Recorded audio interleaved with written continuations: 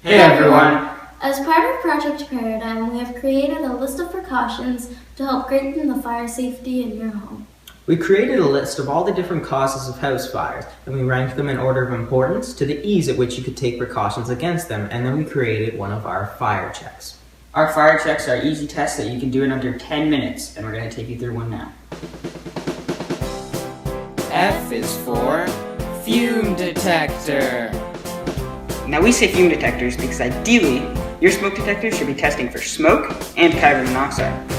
A fume detector is a very important precaution that all homeowners should take. At least one fume detector should be installed on every level, preferably in bedrooms, and you should acquire the newest model every 10 years and have it tested regularly. I is for inspections. Your work building is inspected once every year, so why shouldn't your house be? Whether it's hiring a trained professional or just you with a clipboard, it should always be inspected so you can find things you can't find during daily activity. R is for route of escape. One of the most common pitfalls when it comes to escaping a house fire is that a family doesn't have a plan. Each family should have a route of escape which they practice at least 2 times a year in order to make sure that everyone knows how to get out of the house safely. When it comes down to it, each family should have a meeting spot in which they can convene after a fire so that the parents know that everyone is safe and outside. E is for extinguishers. Everyone in the house must know how to use a fire extinguisher, and the Red Cross's pass method is extremely useful for this. It must be kept in easily accessible areas in the house, which must include the master bedroom and the kitchen. Make sure to keep one around when you're using flammable objects like a grill. C is for candles. Would you believe me if I told you that over 29 house fires are caused daily by candles alone? An easy remedy to this is to make sure that nothing flammable lies remotely close to the candle once it's been lit. And once you're done, make sure you do a thorough check of your house to ensure that everything has been properly extinguished. H is for heating. Heating is the second most common cause in house fires.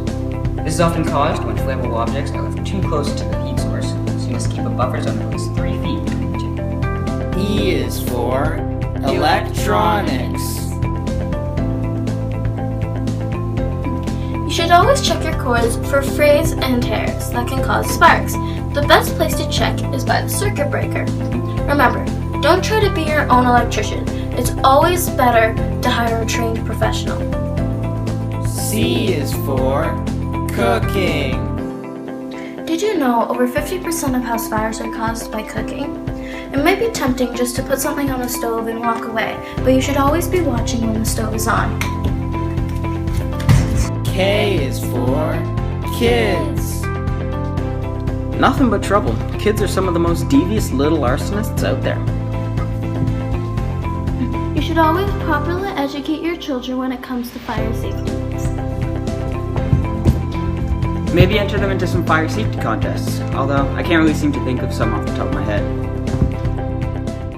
S is for smoking.